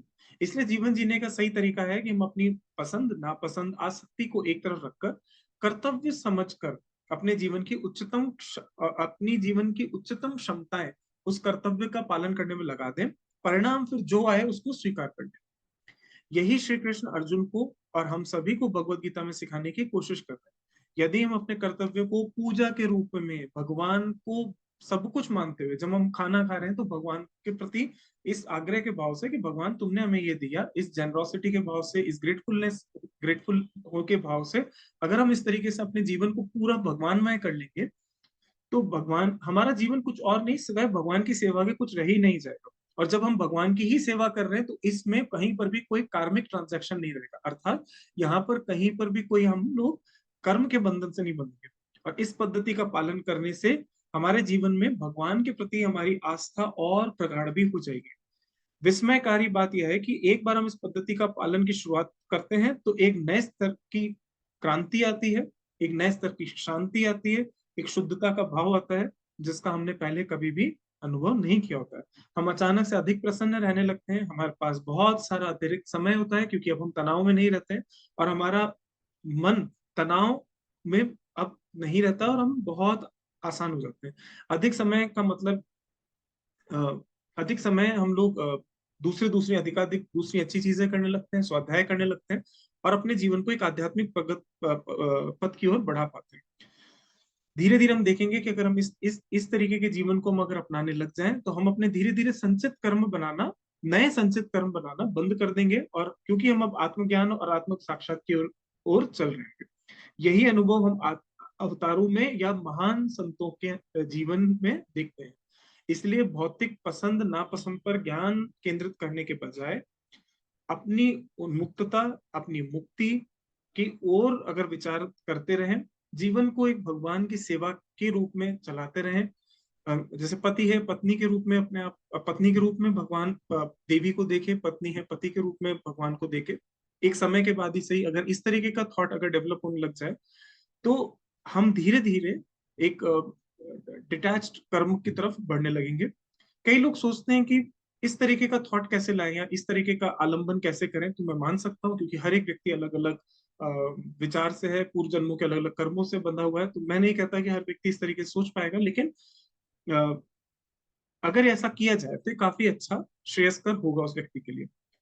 जब से सूर्यदेव ने मनुष्यों को इस ज्ञान का परिचय दिया है, अगिनत अनगणित लोगों ने इस पद्धति का अनुसरण भी किया है और आत्म साक्षात्कार को प्राप्त भी किया है। हमारे जीवन में बहुत सारे महान संतों की हम बात जानते हैं, जो कि इस तरीके से उन लोगों ने अपना जीवन इसी तरीके से जिया। इसका प्रमाण हमारे अधिक अधिक दार्शनिकों ने दिया है। बहुत सारे संत हुए हैं जिनके जीवन के अंदर इस तरीके के प्रमाण मिलते हैं कि किस तरीके से उन्होंने अपना जीवन बिल्कुल डिटैच होकर जिए। और इसीलिए श्री कृष्ण अगले श्लोक में कहते हैं कि अगले श्लोक में कहते हैं कि वीतराग वीतराग भय क्रोधा मनम मया मामुपाश्रिताः बहवो बहवो ज्ञान तपसा पूता मद्भगवता मद्भागवत मागतः। सॉरी। सो भगवान आगे कहते हैं कि आसक्ति भय और क्रोध से मुक्त होकर पूर्ण रूप से मुझ में तल्लीन होकर मेरी शरण ग्रहण कर भूतकाल में अनेक लोग इस ज्ञान से पवित्र हो चुके हैं और इस प्रकार से उन्होंने मेरा दिव्य प्रेम प्राप्त किया। और अभी इस समय यदि भगवान के समय भगवान हमारे सामने प्रकट होकर तत्काल मोक्ष प्रदान करते, मान लेते हैं कि अगर वो करते, तो भी हम नहीं लेंगे। हम में से अधिक लोग वहां से भाग जाएंगे, क्योंकि हम सभी कुछ छोड़कर, कुछ लोगों को छोड़ दिया जाए, हम सभी मोक्ष के लिए भी रेडी नहीं। हमारे अब जीवन बहुत बुरी तरह चीजों में आ सकते हैं। बच्चे, गृहस्थी, माता पिता, दोस्त, भाई बहन, पालतू जानवर, संपत्ति, उपलब्धियां, कृतियां, अच्छे नाम के प्रसिद्धि होना, इसके बियॉन्ड हमारे लाइफ में कुछ है ही नहीं। तो इस समय अगर भगवान स्वयं प्रकट भी हो जाए और कहें चलो ठीक है सुदीप, तुम्हें मैं आसक्त मुक्ति दे देता हूँ, चलो मोक्ष दे देता हूँ, तो मैं कहूंगा नहीं नहीं नहीं, अभी नहीं चाहिए। इसमें कोई संदेह नहीं है कि बहुत से लोग मोक्ष प्राप्त करने की इच्छा रख रहे हैं, लेकिन मोक्ष पाना कई चीजों में से एक है जिन्हें हम अपने जीवन में प्राप्त करना चाहते हैं। अर्थात अगर कोई स्पिरिचुअल व्यक्ति भी है तो उसके लिए मोक्ष की कोई डिजायर्ड आयु है, उसने अपने दिमाग में परिकल्पना कर रखी कि हाँ हाँ मैं ऐसे ऐसे मेरे लक्ष्य हैं, ऐसे ऐसे उसकी कहीं डायरी मेंटेन है कि beyond 40 I am going to go for liberation, and that's never going to. हम बहुत सारा पैसा कमाना चाह रहे हैं, हम बहुत सारी बच्चों के लिए बेहतर भविष्य बनाना चाह रहे हैं, समाज में एक अच्छा नाम चाह रहे हैं, और ये सब पूरा हो जाने पर हम मोक्ष को पाना चाह रहे हैं। अर्थात मोक्ष हमारी प्राथमिकता ही नहीं, मुक्त होना हमारी प्राथमिकता ही नहीं। जब वो प्राथमिकता ही नहीं है, तो अगर भगवान स्वयं खड़े भी हो जाए और मोक्ष देने की बात भी कर दे वरदान स्वरूप, हम उसको मानेंगे नहीं। इसलिए अगर भगवान हमें इसी समय मोक्ष भी देना चाहे तो हम भाग जाएंगे और मोक्ष नहीं चाहेंगे। इसके कारण हमारी अधिकांश धार्मिक गतिविधियां आध्यात्मिक प्रगति के लिए नहीं है। इसका कारण यह है कि हमारी जो अधिकांश गतिविधियां हैं आध्यात्मिक प्रगति के लिए नहीं है, जीवन में सांसारिक लक्ष्यों को प्राप्त करने हेतु। इसलिए व्रत पूजा सांसारिक लाभ के लिए हम कर रहे हैं। यहां तक कि जब हम किसी मंदिर एवं धार्मिक स्थल पे भी जाते हैं तो हम कुछ ना कुछ अपनी भलाई बुराई के लिए ही वहां पहुंचते हैं। हमारी यह स्थिति कोई अनोखी नहीं, ज्यादातर लोगों की यही स्थिति है। इसलिए आध्यात्मिक पथ पर शुरुआत करने के लिए हमारे शास्त्रों ने पुरुषार्थ में धर्म अर्थ काम को शामिल किया है। अर्थात यज्ञ व्रत पूजा ऐसी क्रियाएं बताई हैं ताकि हम अपनी जरूरतों की चीजें पाकर सांसारिक सुखों की अभिलाषा से पूर्णित हो सके और कहीं ना कहीं कुंठा के भाव में ना जिए। इसके पीछे सोच यह है कि व्रत और पूजा के माध्यम में एक बार हम भगवान की शक्ति और महिमा का अनुभव कर लें और उसके बाद आध्यात्मिक पथ की ओर जाने की ओर उन्मुख हो जाए। ध्यान देने वाली ये बात है कि जब यही वैदिक, जैसे कि वैदिक ज्ञान श्री कृष्ण से आया है, वैसे ही यज्ञ व्रत पूजा यह भी वैदिक ज्ञान ही है और यह भी श्री कृष्ण से ही आ रहा है। संक्षेप में यज्ञ व्रत पूजा भी भगवान की पूजा करने के तरीके हैं, लेकिन हम उन्हें स्वार्थी इच्छाओं की पूर्ति के बाद खत्म कर देते हैं। यह नहीं समझ पाते कि जो व्यक्ति इतना ऊंचा है, जिसके हमने व्रत और अनुष्ठान करने से जो हमारी अभीष्ट थी उसकी प्राप्ति कर ली, तो क्यों ना हम उसको उसकी प्राप्ति करना चाहें या फिर क्यों ना हम उसके रास्ते चलना चाहें। ये विचार हमारे मन में नहीं आता। इसीलिए कृष्ण आगे कहेंगे और इसके आगे श्लोक संख्या 11 से आगे भगवान मोहित हमें समझाएंगे। इसलिए 11वें श्लोक में भगवान कहते हैं, ये यथा माम प्रपद्यन्ते तांस तैव भजाम्य हम मम वानुर्वतन वर्तनते मनुष्याः पार्थ सर्वश। जिस भाव से लोग मेरी शरण ग्रहण करते हैं उसी भाव के रूप में मैं उन्हें फल देता हूँ।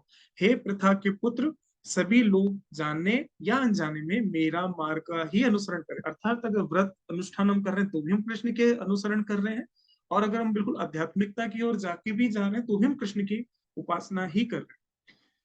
जैसा कि हमने अनुभव किया कि व्रत पूजा यज्ञ अत्यंत प्रभावशाली है। जब विश्वास के साथ किया जाता है तो निसंदेह अपेक्षित परिणाम भी देता है, इसलिए ये इतने लोकप्रिय हो जाते हैं।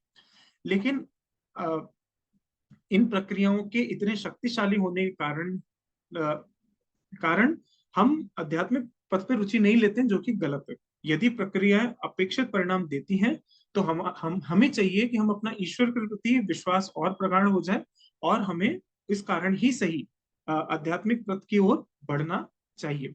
और सांसारिक सफलता की इच्छा रखने वाले लोग विभिन्न देवी देवताओं की पूजा करते हैं, क्योंकि सांसारिक इच्छाएं शीघ्र पूर्ण हो जाती है, लेकिन हमें इसके बियॉन्ड भी सोचना चाहिए। और इसी तरीके से भगवान 12वें श्लोक में, इसके आगे मोहित हम आगे समझाएंगे, ये कहते हैं कि कांक कांक कांक्षन्तः कर्मणाम सिद्धिम यजंत ये देवता क्षिप्रम ही मानुषे लोके सिद्धिर भवति कर्मजा। अर्थात इस संसार में जो लोग सकाम कर्मों में सफलता चाहते हैं वे लोग स्वर्ग के देवताओं की पूजा करते हैं, क्योंकि सकाम कर्मों का फल शीघ्र प्राप्त होता है।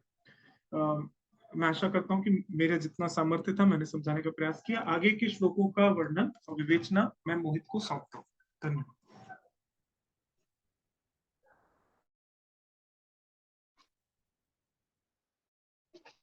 ओम श्री परमात्मने नमः।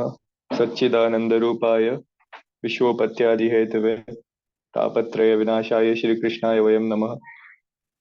चतुर्थ अध्याय के प्रथम जो 11 श्लोक हैं उनके बहुत ही सुंदर व्याख्या के बाद में हम 12वें श्लोक के जो अर्थ है, भावार्थ है, उसके विषय में थोड़ी संक्षिप्त में चर्चा करेंगे। तो जो 12वां श्लोक है कुछ इस प्रकार है।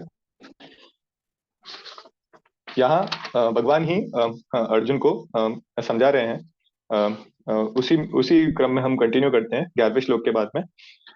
काक्षन्तः कर्मणाम सिद्धिम यजन्तः इह देवताः क्षिप्रम ही मानुषे लोके सिद्धिर्भवति कर्मजा। इस श्लोक का सीधा सीधा अर्थ ये है कि इस मनुष्य लोक में कर्मों के फल को चाहने वाले लोग देवताओं का पूजन किया करते हैं, क्योंकि उनको कर्मों से उत्पन्न होने वाली सिद्धि शीघ्र मिल जाती है। अब जो भी हमको सिद्धियां मिलती है, जो संसार में उनका महत्व है सिद्धियों का, पर सिद्धियां और हर प्रकार की जो हम बोलते हैं, हम हनुमान चालीसा में भी एक चौपाई में बोलते हैं, अष्ट सिद्धि नवनिधि के दाता। तो जो लोग संसार में उनका मन आसक्त है तो उनको सिद्धियों और अ, निधियों की इच्छा होती है, परंतु ये जो सिद्धियां होती है और ये जो निधियां होती है वो टेम्परेरी होती है, वो परमानेंट नहीं होती है। तो इनका तो ये असत के रूप में है ना। तो हमने जो द्वितीय अध्याय में हमने एक श्लोक पढ़ा था, ना सतो विद्यते भावो ना भावो विद्यते असत्। तो उससे हम इसको समझ सकते हैं कि ये जो असत असत जो रूप में है, ये सिद्धियां और ये जो निधियां हैं वो असत रूप में। इससे इससे भगवान की प्राप्ति हो सकती है, पर अ, ये जो सिद्धियां और निधियां हैं हमें भगवान से प्राप्त हो सकती है, परंतु ये सत्य नहीं है, ये टेम्पररी है। सो अ, मनुष्य अपने आसपास में जो भी दूसरे मनुष्यों को कर्म करता है वो देखता है संसार में। तो वो देखता है कि सब मनुष्य कर्म करके किसी न किसी जो भी उनके मन में इच्छा है उनकी प्राप्ति कर रहे हैं। कोई किसी एग्जाम की तैयारी करता है तो वो एग्जाम की तैयारी के बाद में उसमें सफल हो जाता है और फिर वो कोई जॉब प्राप्त कर लेता है। अ, या फिर कोई भी किसी भी तरह का कर्म हो, छोटे से छोटा या बड़े से बड़ा कर्म। जैसे मेरे को पानी पीना है तो मैं रसोई में जाकर के पानी पी लेता हूँ, तो ये मैंने कर्म किया, उसका मुझे फल मिल गया। और ये स्केलिंग हम बड़े कर्म तक भी कर सकते हैं कि कोई हमारी बहुत बड़ी इच्छा है, उसके लिए हमने परिश्रम किया और हमने वो प्राप्त कर लिया। तो इस प्रकार हम ऐसा पूरा संसार में ये जो कर्म वाली व्यवस्था है वो हम देखते हैं। तो मनुष्य का जो बिलीफ सिस्टम है वो बहुत ज्यादा आसक्त हो जाता है कर्मों में। तो उसको लगता है कर्मों से ही सब वस्तुओं की प्राप्ति संभव है। परंतु कर्मों से जो हमें जिन चीजों की प्राप्ति होती है, जिन सिद्धियों की और निधियों की प्राप्ति होती है, वो असत रूप में होती है। वो हमेशा नहीं रहती है। परंतु मनुष्य इसी इसी अज्ञान के चलते यही मान लेता है कि कर्मों कर्मों के माध्यम से वो भगवान को ही प्राप्त कर लेगा। कर्म करके हम भगवान को प्राप्त नहीं कर सकते। कर्म एक मेथड, एक विधि जरूर हो सकती है, पर उस विधि से भी हमको कभी न कभी उससे दूर होना होगा, जब यदि हमको भगवान की प्राप्ति करनी हो तो भगवान की प्राप्ति के लिए हमें तीव्र इच्छा चाहिए, तीव्र जिज्ञासा चाहिए, तीव्र उत्कंठा चाहिए कि अ, ये सब जो भी हमने संसार में जो भी अ, असत वस्तुएं देखी हैं, जिनमें शांति नहीं है, जिनमें भय है, जिनमें क्रोध है, जिनमें जिनमें अशांति है बहुत सारी, तो इससे हम बार बार इंडिविजुअलिटीज के बीच में भटक करके हमको शांति नहीं मिलती। तो ऐसी ऐसी क्या वस्तु है जिससे हमको, जो प्राप्त होने पर हमें अ, स्थायी रूप से शांति प्राप्त हो जाए, जिससे हमारा मन कभी भी जिससे हम अ, स्थायी रूप से एक भाव को प्राप्त कर लें, शांति के भाव को प्राप्त कर लें। तो वो भगवान की प्राप्ति है, जिससे हम हमेशा सर्वदा इन सब विकारों से मुक्त हो सकते हैं। तो भगवान, हमें समझने की आवश्यकता है कि भगवान कर्म से नहीं, अपितु तीव्र इच्छा, तीव्र अभिलाषा से प्राप्त तीव्र जिज्ञासा से प्राप्त होते हैं। यहाँ पे जो देवताओं की पूजा का विधान बताया गया, मतलब कि किसी भी फल की प्राप्ति के लिए, तो उसे हम इस प्रकार समझ सकते हैं कि जो देवता है वो दुकानदार की तरह होते हैं, और जो भगवान है वो हमारे पिता की तरह है।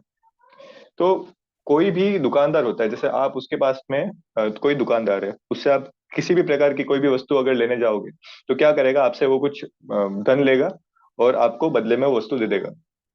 एग्जाम्पल आपने इस श्लोक के संदर्भ में समझे तो आपने कोई तपस्या करी कठिन किसी देवता की, और उस तपस्या के बदले में देवता ने आपको कोई भी आपकी जो मनोकामना है वो आपकी पूर्ण कर दी। ठीक है। अब उस देवता को उससे कोई फर्क नहीं पड़ता है कि वो जो आपकी इच्छा पूर्ण हुई है वो आपके फायदे के लिए है, आपके नुकसान के लिए, उस उनको कोई फर्क नहीं पड़ता है। आपके मन में वो इच्छा है और आपको वो तपस्या के बदले वो दे देंगे। परंतु भगवान का हिसाब ऐसा नहीं। वो हमारे पिता की तरह है ना। अगर हमारे पास में जैसे दुकानदार दुकानदार के पास में अगर आप अल्कोहल भी लेने जाओगे, है ना, अगर आप आत्महत्या करने की सामग्री लेने जाओगे तो वो भी आपको दे देगा। वो ये नहीं देखेगा, वो खाली उसको धन चाहिए, उसके बदले में वो आपको जो भी सामग्री आपको चाहिए वो दे देगा। वो ये देवताओं का स्वभाव है। आपने तपस्या करी और आपको आपके इच्छित आपको फल मिल गया, पर वो आपके हित में है या अहित में है वो देवता डिसाइड नहीं करेंगे, वो आपको सिर्फ वो चीज दे देंगे। परंतु भगवान के संदर्भ में ऐसा नहीं है। भगवान के अगर हम अ, भगवान हमसे, जैसे हमारे पास में किसी चीज को खरीदने के पैसे हैं और हम उससे कोई ऐसी वस्तु खरीद सकते हैं जो हमारे लिए अच्छी नहीं है, तो भगवान वो हमसे पैसे भी ले लेंगे और हम हमें वो वस्तु भी नहीं देंगे। तो ये दोनों अधिकार भगवान के पास है। परंतु हमें ये समझने की आवश्यकता है कि ये जो भी चीज वो हमारे साथ कर रहे हैं वो हमारे अ, अंततः हमारे अच्छे के लिए ही है, हमारे भले के लिए ही है। क्योंकि भगवान हमारी हर प्रकार से जो स्थायी मुक्ति है, स्थायी सुख है, वो चाहते हैं। और ये जो देवता हैं वो हमारे अस्थाई अस्थाई सुख हमें हमें दे सकते हैं, स्थायी सुख हमें नहीं दे सकते हैं। तो जो तो इस श्लोक को हमें इस प्रकार से समझना चाहिए कि कर्मों को करने से, विभिन्न प्रकार के कर्मों को करने से हमें सिद्धि तो मिल जाती है, पर वो सिद्धि स्थायी नहीं होती है। वो अंततः हमें अशांति ही देती है, क्योंकि सिद्धियां और निधियां भी आने से व्यक्ति के अंदर अहंकार और दूसरे बहुत सारे भाव आ जाते हैं, और वो भावों से वो जब अटैच्ड हो जाता है तब उसे मुक्ति नहीं मिल सकती। तो इसी संदर्भ में भगवान श्रीमद् भागवत के एक 10वें स्कंद के 88वें अध्याय में समझाते भी हैं, एक श्लोक के माध्यम से। वो श्लोक कैसा है कि श्री भगवान उवाच यस्य हम अनुगृह्णामि हरिष्ये तद्धनम शनैः ततो धनम त्यजन्तस्य स्वजना दुःख दुःखितम। जिसपे भी मैं अनुग्रह करता हूँ, भगवान कहते हैं, जिसपे भी मैं अनुग्रह करता हूँ सबसे पहले उसका मैं सारा का सारा जो धन है, जो भी उसकी भौतिक सुख संपदा है, वो मैं शनै शनै धीरे धीरे हर लेता हूँ। और जब उसके पास धन नहीं रहता है, तो धन नहीं रहता है तो उसके जो भी मित्र हैं, जो उसके सगे संबंधी है, वो उसे छोड़ करके चले जाते हैं और वो अकेला हो जाता है। तो अकेला मनुष्य इस प्रकार दुख ही दुख पाता है। और उसी दुख के अंदर वो रिफ्लेक्ट करता है कि इस संसार में कौन सी ऐसी चीज है जो मेरी है, जो मुझसे कभी अलग नहीं हो सकती। तो उसी सेल्फ रिफ्लेक्शन के अंदर वो भगवान को पुकारता है और उसी में उसका हित होता है। जैसे आपने कभी एक्सपीरियंस किया होगा कि मनुष्य जब संसार में विभिन्न प्रकार की ये जो भी इंटरेक्शन करता रहता है अपने मित्रों से, अपने परिवार के साथ में, या फिर किसी भी कार्य में उलझा हुआ है, उसको मजा आ रहा है, तो वो इन विषयों के बारे में नहीं सोचता है कि भगवान की प्राप्ति भी से भी कोई चीज होती है, और ये करनी क्यों जरूरी है, वो इस बारे में नहीं सोचता। परंतु जैसे ही उसके जीवन में कोई ऐसा अ, ऐसा मोमेंट आता है, जैसे उसको कोई इंजरी हो गई, उसका एक्सीडेंट हो गया, खतरनाक एक्सीडेंट हो गया किसी मनुष्य का, अब वो हॉस्पिटल में, वो हॉस्पिटल में ऐसी ऐसी ऐसी जगह वो है, उसके पास सब है, उसको बस सही होने के लिए धन वगैरह सब है, परंतु वो ऐसे वार्ड में पड़ा हुआ है जहाँ पे उसका कोई भी सगा संबंधी परिजन नहीं है। अब उसको वहां पे ऐसी परिस्थितियों में इंसान सेल्फ सेल्फ रिफ्लेक्ट करता है कि मेरा सही में है क्या। तो ऐसी परिस्थितियां भगवान क्रिएट करते हैं ताकि हमारा अल्टीमेटली भला हो। परंतु ऐसी ये इच्छा के लिए बहुत ही तीव्र उत्कंठा भगवान की हमें चाहिए, कि हमें ऐसा जीवन चाहिए जो मृत्यु, भय और सब प्रकार के विकारों से अतिक्रांत हो। तो इस श्लोक का ये तात्पर्य है, 12वें श्लोक का। अब हम आते हैं 13वें श्लोक में, इसके पश्चात, जो कि इस प्रकार है। चातुर्वर्ण्यम मया सृष्टम गुणकर्म विभागशः तस्य कर्ता रमपि माम विद्येय कर्ता रमव्ययम। चार वर्ण होते हैं, जिनकी रचना भगवान सृष्टि, जब ये जो संसार चक्र प्रारंभ होता है, उसके प्रारंभ में ही भगवान करते हैं। तो हमने जैसे द्वितीय अध्याय में भी हमने जो सांख्य योग था, उसमें हमने आत्मा के स्वभाव के बारे में बहुत विस्तार से चर्चा करी थी। उसमें जिस भी भाव में मनुष्य अपना देह त्याग करता है, जो भी उसके अंदर भाव है, उस भाव के अकॉर्डिंग उसको उसकी अगली देह मिलती है। तो उसकी जो भी कॉन्शियसनेस का लेवल है, उस कॉन्शियसनेस के अकॉर्डिंग उसको वर्ण की प्राप्ति होती है। तो ये चारों वर्ण भगवान ने मनुष्यों के गुण और उनके कर्मों के अनुसार उनकी रचना करी है। तो इस प्रकार उस सृष्टि रचनादि कर्म का कर्ता होने पर भी मुझ अविनाशी परमेश्वर को तू वास्तव में अकर्ता ही जान। तो द्वितीय जो इसकी लाइन है इस श्लोक की, तस्य कर्तारमपि माम विद्येय कर्तारम अव्ययम। अव्यय का मतलब ये होता है जो कभी व्यय नहीं होता है। मतलब ये चारों वर्णों की रचना करने के बाद भी भगवान जो है वो क्या है, अव्यय है, उनका व्यय नहीं होता है। और भगवान के जो अंशी हम हैं, अम, वो भी अव्यय हैं, क्योंकि हम उनके अंशी हैं, उनके अंश हैं। तो हम भी अव्यय स्वरूप ही हैं। और जैसा कि ऋग्वेद के अंदर, इस श्लोक को और समझने के लिए हम ऋग्वेद में जाते हैं। ऋग्वेद के पुरुष सूक्त में एक श्लोक आता है, ब्राह्मणस्य मुखमासीत् बाहु राजन्यः कृतः उरु तदस्य यद्वेषः पद्भ्यां शूद्रो अजायत। इसका अर्थ है कि कोई भी सोसाइटी को पूरी अच्छे से फंक्शन करने के लिए, अल्टीमेटली ये पूरा संसार क्या है, ये लीला है भगवान की, है ना। इस लीला को गतिमान होने के लिए ये चारों अंगों की आवश्यकता है। मनुष्य के शरीर जैसे चार, एक भी अंग के बिना नहीं चल सकता है, वैसे ही ये संसार चक्र भी इन चारों में से एक भी अगर अंग चला जाएगा तो वो संसार चक्र भी कार्य नहीं कर सकता है। तो यहाँ पर जो इस विराट पुरुष का जो मुख है वो क्या है, वो ब्राह्मण ब्राह्मण है। उसके हाथ जो है वो क्षत्रिय है, उसका जो पेट है वो वैश्य है, और उसके जो पद हैं वे शूद्र शूद्र कहे गए हैं। तो इस प्रकार से भगवान ने चारों वर्णों की रचना करी है, और उन वर्णों में भगवान ही अपने जो प्रारब्ध, अपने जो कर्म है, जिस भी मनुष्य के जैसे कर्म होते हैं, जिस भी मनुष्य की जैसी चेतना होती है, उस चेतना के अनुसार भगवान उस वर्ण में अलग अलग मनुष्यों को जन्म देते हैं। तो जैसे मान लो किसी मनुष्य का एक वैश्य कुल में जन्म होता है, तो अब जो भी टास्क हमको मिला है इस लाइफ के अंदर, वो हमारे लिए उपयुक्त है, सबसे उपयुक्त है, क्योंकि सब जिसने भी जन्म लिया है, सबके अलग अलग लेसन है, सबके अलग अलग करिकुलम है सीखने के लिए। तो मेरा जो सिलेबस है वो आपका नहीं हो सकता, और आपका सिलेबस जो है वो मेरा नहीं हो सकता। इसलिए सबको पर्टिकुलर जन्म, पर्टिकुलर एनवायरनमेंट में, पर्टिकुलर माता पिता से, है ना, पर्टिकुलर परिस्थितियों में भगवान ही जन्म देते हैं, ताकि उस उस लाइफ ट्रेजेक्टरी के थ्रू हम अपना कल्याण कर सकें। अगर हम उसको छोड़ करके कोई दूसरा कर्म और कोई दूसरी इच्छा पूरी करने जाते हैं, तो हम और उसमें उलझ जाते हैं। तो अपने अपने कर्मों को करते हुए हमें सिद्धि प्राप्त करनी चाहिए। अगला श्लोक। और ये जो चार वर्ण है, ये चार वर्ण मनुष्य की जो पर्सपेक्टिव है, हम जो इंसान है, उनके पर्सपेक्टिव में बहुत लिमिटेड चीज है, क्योंकि हम खाली इसको इंसानों के दायरे में ही देखते हैं। ये चार वर्ण केवल मनुष्यों के लिए सही नहीं है, ये प्रकृति में हर हर प्रजाति के अंदर होते हैं।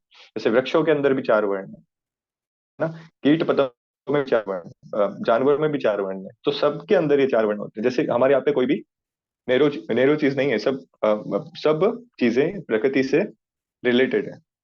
अगर किसी भी नियम की बात हो रही है, कोई भी नियम की बात, तो वो पूरी प्रकृति से जुड़ा हुआ है, वो किसी भी एक प्रजाति से संबंधित नहीं हो सकता। परंतु यहाँ पे ध्यान देने की बात यह है कि कर्म करने का अधिकार केवल इन सब प्रजातियों में मनुष्य को ही है।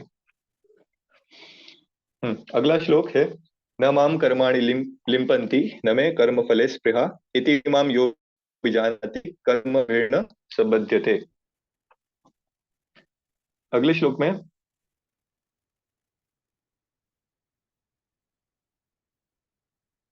न माम कर्माणि लिम्पन्ति न मे कर्म फले स्पृहा, तो इसका सीधा सीधा अर्थ यह है कि कर्मों के फल में मेरी स्पृहा नहीं है।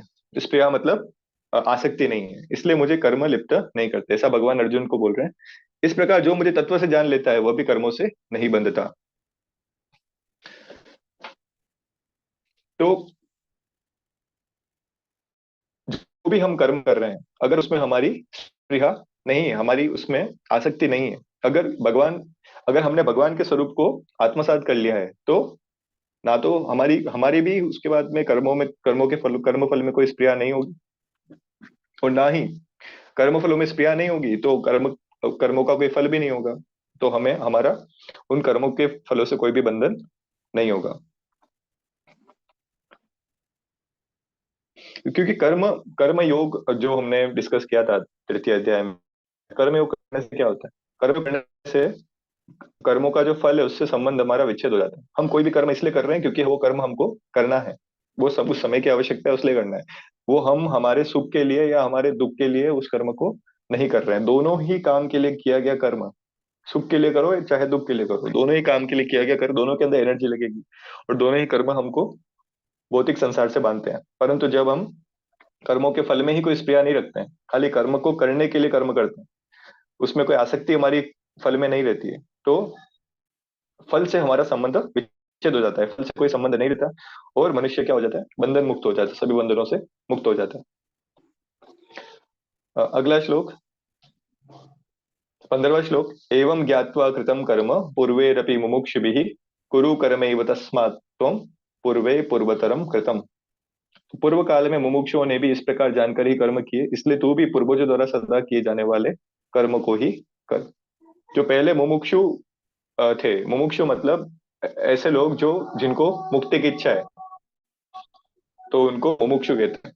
जैसे हम जिज्ञासु बोलते हैं, जिज्ञासु मतलब जिनको कुछ जानने की इच्छा है उसको जिज्ञासु बोलते हैं, वैसे ही एक शब्द आता है संस्कृत में मुमुक्षु।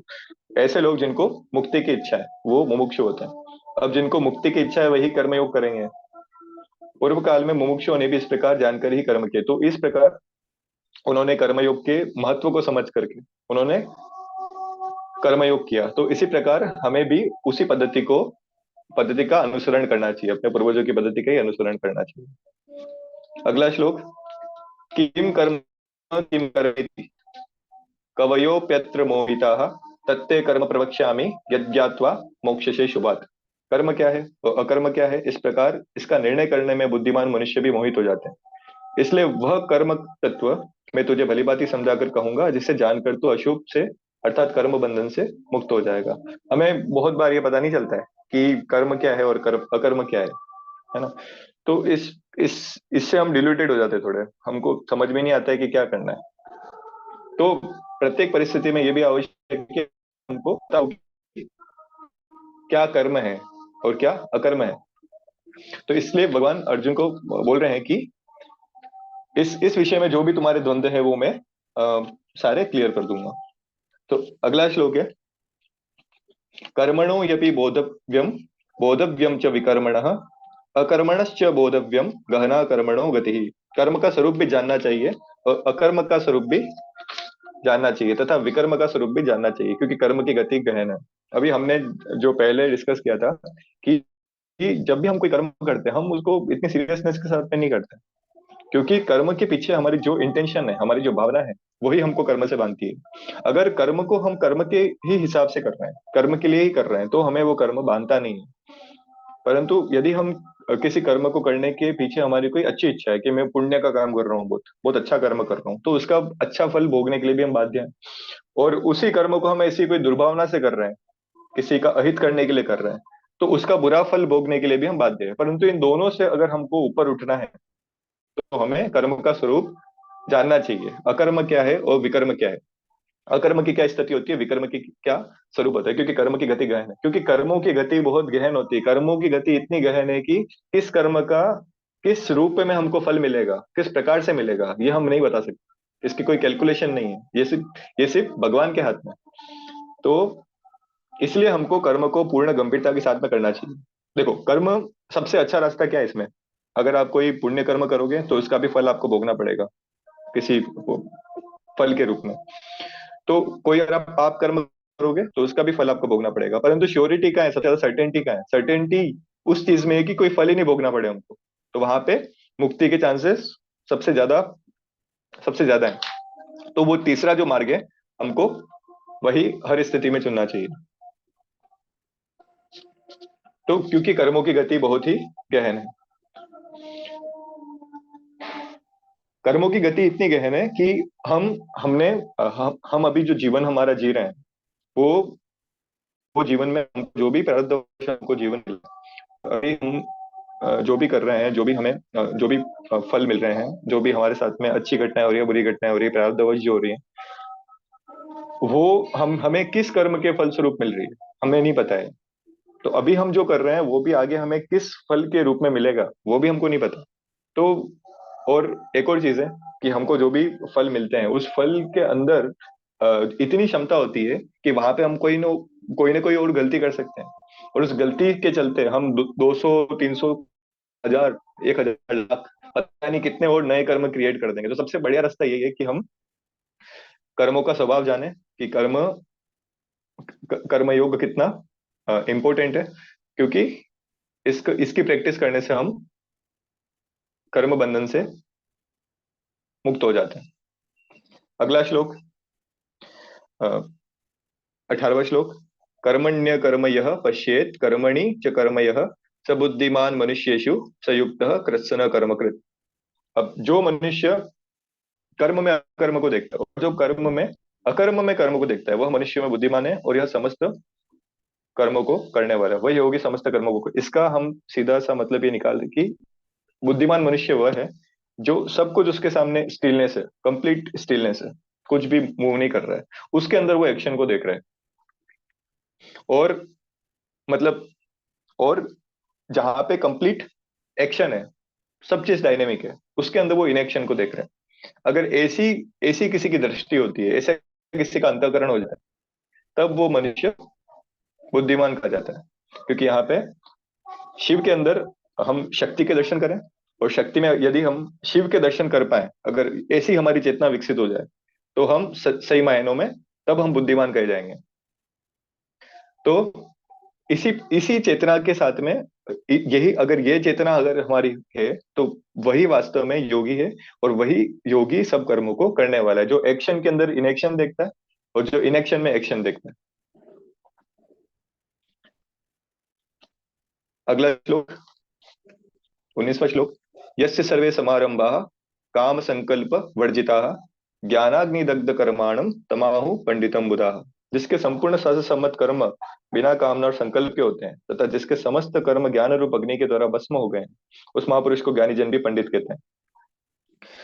अब यहाँ पे समझने की ये समझने की आवश्यकता है कि संपूर्ण शास्त्र सम्मत कर्म बिना कामना और संकल्प के होते हैं, या जिसके समस्त कर्म ज्ञान रूप अग्नि। ज्ञान रूप अग्नि क्या है यहाँ पे, ज्ञान रूप अग्नि यह है कि यदि हमें कंप्लीट अवेयरनेस है कि ये जो भी हो रहा है, जैसे अभी हमारे जीवन में कोई अप्रिय घटना हो जाती है, तो यदि हमारे पास में अवेयरनेस है कि ये जो अप्रिय घटना हुई है कि कोई ना कोई मेरे प्रारब्ध के वश ही हुई होगी, मेरे ही कर्मों का कोई ना कोई ये फल होगा, तो इस प्रकार से अगर व्यक्ति के अंदर ये अगर ज्ञान, ये अगर ये उसमें अवेयरनेस है, तो उसके उसके माध्यम से वो वहां पर खुद को खुद को कोसेगा नहीं, ना ही वो भगवान को कोसेगा। वो बहुत सारे मनुष्यों की प्रवृत्ति होती है जीवन में, कुछ भी अच्छा होता है बुरा होता है तो वो अच्छे के लिए तो नहीं करते, कभी बुरे के लिए जरूर भगवान को कोसते हैं कि भगवान भगवान ने क्या किया। परंतु जब मनुष्य में पूर्ण अवेयरनेस होती है कि ये मेरे ही किसी कर्म का सारे फल हैं, ये प्रकृति में कोई भी चीज अकारण नहीं होती है, सभी चीजों के पीछे कोई ना कोई कारण होता है। तो इस प्रकार यदि उस ज्ञानी मनुष्य की अवेयरनेस है, तो उस अवेयरनेस के चलते सारे के सारे जो कर्म होते हैं वो भस्म हो जाते हैं। तो जैसे जैसे कोई अच्छा, बहुत अच्छा एस्ट्रोलॉजर है, उसको उसको अगर वो किसी अगर का एक बर्ड चार्ट वो देख, तो एक पूरा सिमुलेशन है उसके पूरे जीवन का, कि इस प्रकार से जीवन प्रारंभ होगा और इस प्रकार से वो अंत होगा। तो इस प्रकार अगर उसमें अवेयरनेस है कि ये सब एक प्रकृति जनित कर्मों का परिणाम है, जो मुझे जो जिन कर्मों ने मुझे बांधा था पिछले जन्म में, तो मैं इसमें वो भोगने के लिए आया। तो यहाँ पे हमारे पास में एक और विंडो है क्रियमाण कर्म की। अगर हमारे जो वर्तमान कर्म है, क्रियमाण कर्म है, जो हम इस जन्म में करने के लिए स्वतंत्र है, अगर वो अच्छे हैं, अगर वो सही दिशा में है, तो हम मुक्ति का मार्ग भी प्रशस्त कर सकते हैं, हम भगवत प्राप्ति भी कर सकते हैं। अब यहाँ पर हमारी अगर कर्मों के अंदर कामना होगी या कोई भी संकल्प होंगे, तो संकल्प से ही संसार की सृष्टि होती, बिना संकल्प के संसार की सृष्टि नहीं होती। तो ये संकल्प ही हमको बांधने वाला है। तो अगर संकल्प रहित हमारे अगर कर्म हो जाते हैं, कर्म के लिए खाली कर्म होते हैं, और हमारे पास में एक ज्ञान रूपी अवेयरनेस होती है, तो ये सारे जो कर्म है उस उस अग्नि के कारण वो भस्म हो जाते हैं।